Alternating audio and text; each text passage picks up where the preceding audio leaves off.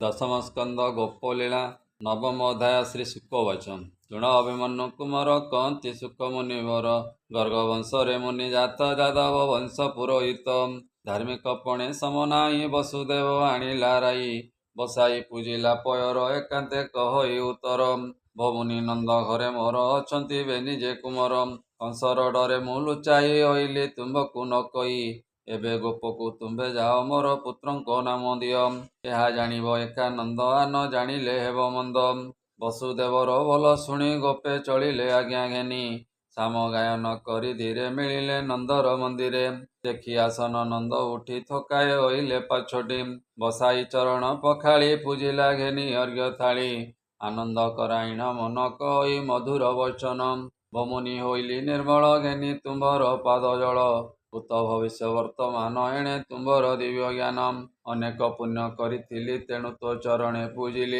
ଅନ୍ତପୁରକୁ ମୁନି ନେଇ ଏକାନ୍ତେ କହଇ ବସାଇ ଗୁଣ ପଣ୍ଡିତ ଚୂଡ଼ାମଣି ମୋ ଘରେ ଅଛଇ ରୋହିଣୀ ବସୁଦେବର ଏତନୟ ଏବେ ହୋଇଲା ମୋର ପୁଅ ନାମକରଣ ଆଜ କର ପ୍ରସନ୍ନ ହୋଇ ମୁନିବର କ୍ଷତ୍ରିୟ ସ୍ୱଭାବେ ଯୁକତେ ସଂସ୍କାର କର ବେନି ସୁତେ ମୁନି କହନ୍ତି ନନ୍ଦ ଚାହିଁ ଏକଥା ମୋତେ ନ ଯୋଗାଇ ମୁଁ ଯଦୁ ବଂଶ ପୁରୋହିତ ଏକଥା ଜାଣନ୍ତି ଜଗତ ତୋହର ଘରେ କାର୍ଯ୍ୟ କଲେ କଂସ ଜାଣିବ ଏହା ବୋଲେ ବସୁଦେବର ପୁତ୍ର ଏହି ପୂର୍ବେ ଅମ୍ବିକା ଗଲେ କହି ଦେବକୀ ଅଷ୍ଟମ ଗର୍ଭର ନିଶ୍ଚୟ ହୋଇଲା କୁମର କିଏ ଅବା ଆସିଅଛି ଥୋଇ ପୁରୋହିତ ଯେ ଗଲେ ତହିଁ ହେମନ୍ତ ବିଚାରି ଅସୁର ଘେନାଇ ଯିବ ମଧୁପୁର ନେଇ ମାରିବ ବେନି ବାଳ ଏକଥା ଅନର୍ଥର ମୂଳ ଶୁଣି ବୋଲଇ ନନ୍ଦ ରାଏ ଭମୁନି ନାହିଁ ତୋର ଭୟେ ତୋତମୁ ନ ଜାଣିବେ ଆନ ଏମନ୍ତେ ଅଛି ମୋର ସ୍ଥାନ କହି କରାଇ ସାବଧାନ ଆଣିଲା ହୋମର ବିଧାନ ଦ୍ୱିଜ ବ୍ୟବହାରେ ସୂଚିମନ୍ତ ସଂସ୍କାର କଲେ ବେନି ସୁତ ନନ୍ଦକୁ କହନ୍ତି ବଚନ ଶୁଣ ଓ ପୁତ୍ରଙ୍କର ନାମ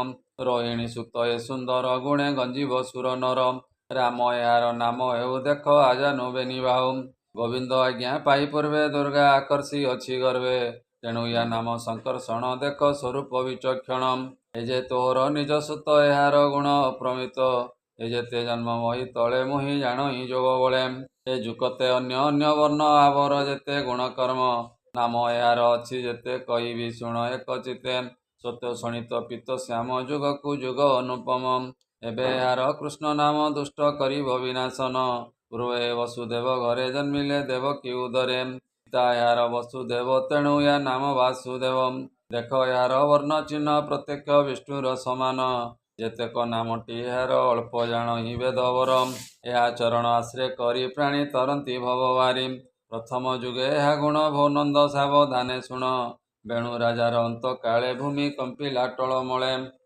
ଏହାଙ୍କ ବଳ ଆଶ୍ରୟ କରି ସୁଖେ ବଞ୍ଚିଲେ ନର ନାରୀ ଏହାଙ୍କ ସଙ୍ଗେ ଯାର ଭାବ ସେ ଘୋର ସଂସାରୁ ତରିବ ଏଣେ ବିଶ୍ୱାସ ନନ୍ଦ କର ତରିବୁ ଭବ ମହାଘର ଏମନ୍ତ କହି ନନ୍ଦ ଆଗେ ମୁନି ମଥୁରା ଗଲେ ବେଗେ ନନ୍ଦ ସନ୍ତୋଷ ମନେ ଶୁଣି ରାମକୁ ଘେନିଲା ରୋହିଣୀ ଏ ଯଶୋଦା କୃଷ୍ଣ ଘେନି କୋଳେ ସ୍ତନ୍ୟ ପିଆନ୍ତି ସୁଖ ବଳେ କେତେକ ଦିନ ତହିଁ ଗଲା ଶୁଣ ଅଭିମନ୍ୟୁ ବଳା ଦିନେକ ରାମ ଶ୍ରୀଧର ମନ୍ଦିରୁ ହୋଇଲେ ବାହାର ଏ ଚାଲନ୍ତି ଆଗେ ଗୁଳ ଖୁଞ୍ଜା କ୍ଷଣ କ୍ଷଣ କେ ପଛ ଘୁଞ୍ଚା ଚାଲନ୍ତି ଆଗେ ଗୁଳ ଖୁଞ୍ଚା କ୍ଷଣ କ୍ଷଣ କେ ପଛ ଘୁଞ୍ଚା ଚରଣେ ନୁପୁର ବାଜେଣି କରେ କଙ୍କଣ ମଣ କଣ୍ଠେ ମଣି ମିଳନ୍ତି ଗୋପୀଙ୍କ ଅଗଣା କର୍ଦ୍ଦମେ ପଡ଼ି ହନ୍ତି ବଣା ଚରଣେ ରୁଣୁ ଝୁଣୁ ନାଦେ ଗୋବିନ୍ଦ ଖେଳନ୍ତି ଆନନ୍ଦେ ଦେଖି ଧାମନ୍ତି ବେନି ମାଏ ରାମକୃଷ୍ଣର ପଙ୍କ କାଏ କୋଳେ ବସାଇ ଘରେ ଆଣି ଅଙ୍ଗ ଧୁଅନ୍ତି ବାସ ପାଣି ଏ ଝିନ ବସନେ ପୋଛି ଦେହ କ୍ଷଣ କ୍ଷଣ କେ ମାୟା ମୋହ ବେନି ମାତାଏ କୋଳେ ଧରି ସ୍ତନ୍ୟ ପିଆନ୍ତି ପେଟ ଭରି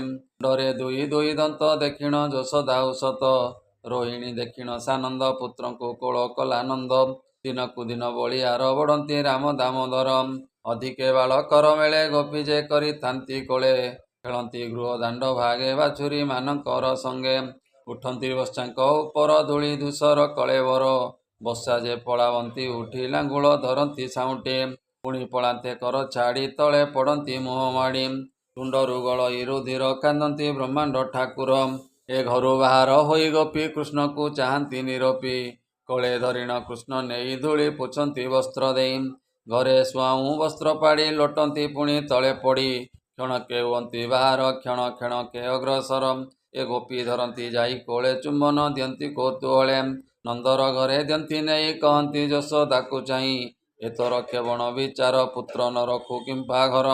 ଏକା ବାଳକ ନ ସମ୍ଭାଳୁ ବିପଦେ ପଡ଼ିଲେ ଯେ ଭାଳୁ। ଶୁଣି ଯଶୋଦା ହରି ଘେନି ରାମକୁ ସମ୍ଭାଳେ ରୋହିଣୀ। ଦିନକୁ ଦିନ ଅପ୍ରମିତ ଘରେ ନ ରହନ୍ତି ଅନନ୍ତ। ଏ ଗୋଶୃଙ୍ଗ ଧରିଣ ନାଚନ୍ତି ଅଗ୍ନିର ନିକଟେ ବୁଲନ୍ତି। ଡେରିଲା ଖଣ୍ଡାକୁ ଚାଳନ୍ତି ଅସର ପାଟି ସେ ଧରନ୍ତି। ପଡ଼ି ଲୋଟନ୍ତି ଜଳ କୁଣ୍ଡେ ହସ୍ତ୍ର ଭରନ୍ତି ଶ୍ୱାନ ତୁଣ୍ଡେ। ଏ କଣ୍ଟା ଉପରେ ପଡ଼ି ଯାଆନ୍ତି ମାର୍ଜାର ପୁଅକୁ ଧରନ୍ତି। ଖେଳନ୍ତି ଅତି ବଳିଆର ଗୋକୁଳେ ରାମ ଦାମୋଦର। ନିଜ ପୁତ୍ରକୁ ଧରି ଆଣି ପିଟନ୍ତି ଯଶୋଦା ରୋହିଣୀ। ଏ ବେପାର ନ ପାରନ୍ତି କରି ପୁଣି ଆଣନ୍ତି କୋଳେ ଧରି। ଦଣ୍ଡେ ନ ରହନ୍ତି ମନ୍ଦିରେ ବୁଲନ୍ତି ଗୋପୀଙ୍କର ଘରେ। ତୁଲ୍ୟ ବୟସ ଗୋପ ବାଳେ ଖେଳନ୍ତି ରାମକୃଷ୍ଣ ମେଳେ। ଏ ଭାଙ୍ଗନ୍ତି କାହା ଦଧି ଭାଣ୍ଡ ବସ୍ତ୍ର କରନ୍ତି ଖଣ୍ଡ ଖଣ୍ଡ। କାହାର ପିଆନ୍ତି ବାଛୁରୀ ଲବଣୀ ଖାନ୍ତି ଚୋରି କରି। ଖନ୍ଦାନ୍ତି ଦୋଳିର କୁମର ପାଣି ଢାଳନ୍ତି କାହା ଉପର। ସହି ନ ପାରି ଗୋପ ଲୋକେ ମିଳିଲେ ନନ୍ଦ ଘରେ ଥୋକେ। ଗୋପୀ କହନ୍ତି ଆଗ ବଢ଼ି ଯଶୋଦା ପାଦ ତଳେ ପଡ଼ି। ସମ୍ଭାଳ ତୋର ଘର ଦ୍ୱାର ଆମ୍ଭେ ନଥିବୁ ଗୋପପୁର। ସହିବୁ ଦୋଷ ଆଉ କେତେ ଶୁଣିବ କଲା କର୍ମ ଯେତେ। ଜୀବିକା ବୁଡ଼ିଲା ଆମ୍ବର ବାଛୁରୀ ମେଳେ ତୋ କୁମର। ଏ ଘରେ ନଥାଉ ଯେତେବେଳେ ଚୋରି କରଇ ଅବହେଳେ। ଶିଳା ଦଉଡ଼ି କାଟି ଦେଇ ଲବଣୀ କାନ୍ଥେ ଲିପୁଥାଇ। ବସ୍ତ୍ର ଚିରଇ ଘରେ ପଶି କହିଲେ ଯାଏ ବେଗେ ରୁଷି। କାନ୍ଥ ଖୋଳଇ ଲୁଚି ଲୁଚି କଥାରେ ଯାଉଥାଇ ଘୁଞ୍ଚି। ହଜିଣ ଦୁଧ ସର ଖାଇ ଭାଣ୍ଡର ଭିତରେ ମୁତଇ। ଖାଇ ନ ପାରେ ଯାର ଘର ଭାଣ୍ଡ ଭାଙ୍ଗଇ ତୋ କୁମର। କିଛି ନ ପାଏ ଯାର ଘରେ ଉଠଇ ଦୋଳିର ଉପରେ। ପୁଅ କନ୍ଦାଇ ପାଦ ଚାଳି ଗୋଡ଼ାଇ ଗଲେ ଦିଏ ଗାଳି। ଏକ ଗୋପୀଏ କୋପରେ କହଇ ଯଶୋଦା ଆଗରେ। ଯମୁନା ଗଲା ବେଳେ ମୋର ଦ୍ୱାରେ ମିଳିଲା ତୋ କୁମର। କବାଟ ଫିଟାଇ ମୋହର ଘରେ ପଶିଲା ଯେହ୍ନେ ଚୋର। ତା ଦେଖି ବାହୁଡ଼ିଲି ମୁଇଁ ଜଳ କବାଟି ବାଟେ ଚାହିଁ। ଏ ଶିଳାରେ ଅଛି ମୋର ସର ଗମ୍ଭୀରି ବଡ଼ାଇ ଅନ୍ଧାର। କିଛି ନ ପାଇ ମୋର ଘରେ ପଶିଲା ଗମ୍ଭୀରି ଭିତରେ। କି ମନ୍ତ୍ର ଜାଣେ ତୋର ପୁଅ କୋଟିଏ ଚନ୍ଦ୍ର ଜିଣି ଦେହ। ଅନ୍ଧାର ଗଲା ତ ସେ କେଣେ ପୁଣ ଚାହିଁଲା ଏଣେ ତେଣେ। ଦେଖିଲା ଶିଳା ଅଛି ଉଚ୍ଚେ ହସ୍ତ ନ ପାଇଲା ବଢ଼ାନ୍ତେ।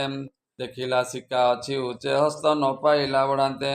ରୋଳ ଆଣିଲା ଧାତିକାର ଉଠିଲା ତଥିର ଉପର। ସବୁ ଖାଇଲା ଦୁଧ ସର ତୁଣ୍ଡରୁ ନ ଆସେ ଉତ୍ତର।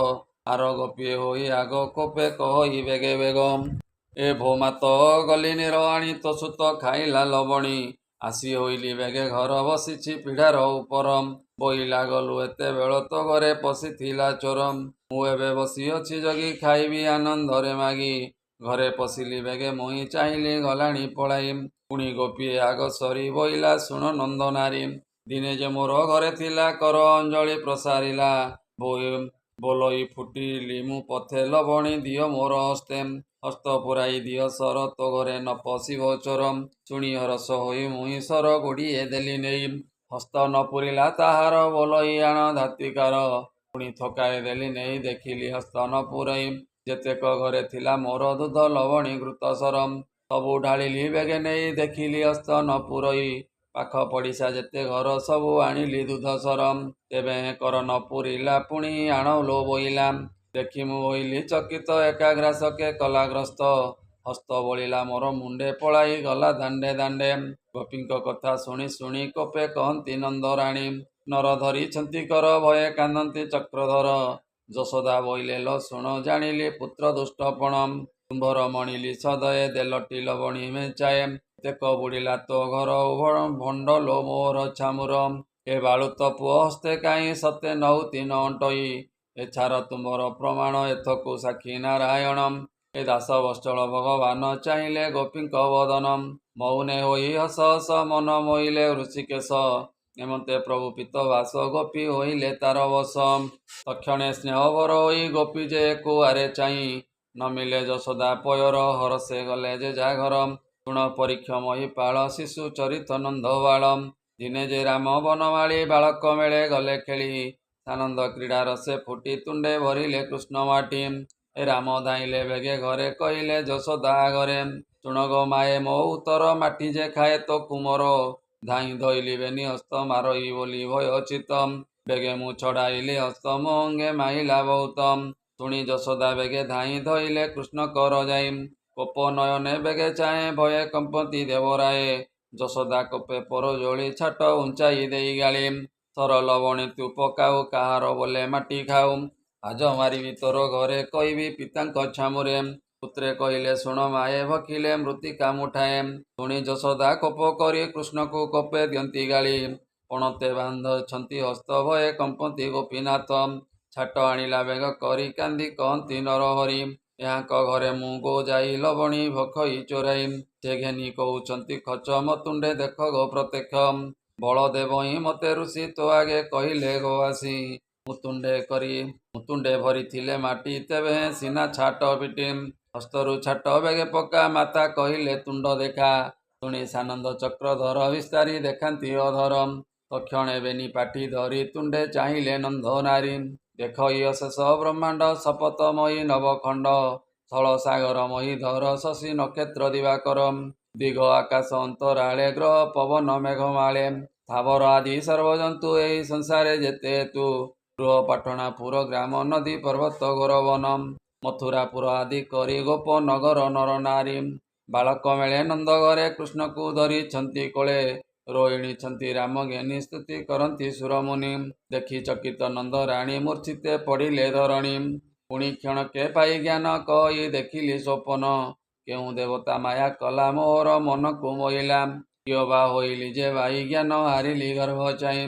ଜଗତ ଦେଖିଲି ଯେ ଗର୍ଭେ କି ଅନନ୍ତ ପଦ୍ମନାଭେ।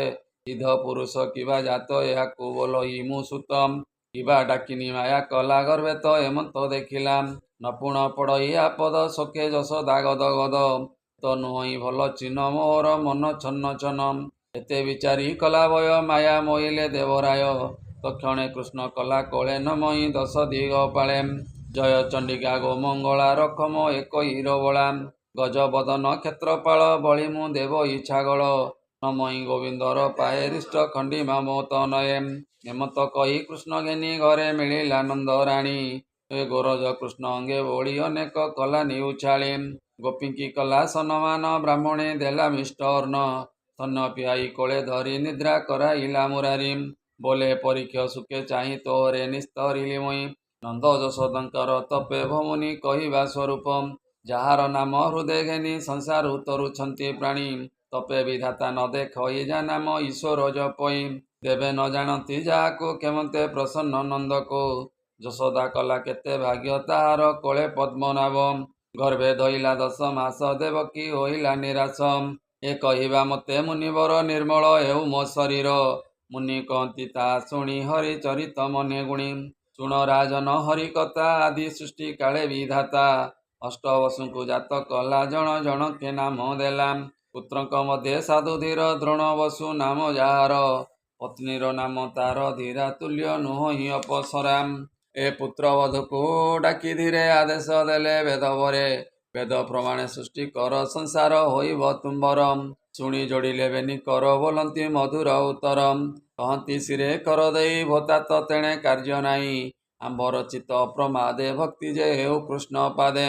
ତେବେ କରିବୁ ତୋ ବଚନ ଭୋତାତ ହୋଇବ ପ୍ରସନ୍ନ। ଏ ସନ୍ତୋଷ ହେଲେ ପ୍ରଜାପତି ଗୋବିନ୍ଦେ ରହୁ ମୋ ତୋର ମତି। ହରିଙ୍କୁ ତପୋବଳେ ପାଇ ପାଳନ୍ତି ପିତା ମାତା ହୋଇ। ଶୁଣି ସୁଜନେ ହରିବାଣୀ ନିର୍ମଳ ହୁଅ ମନେ ଗୁଣି।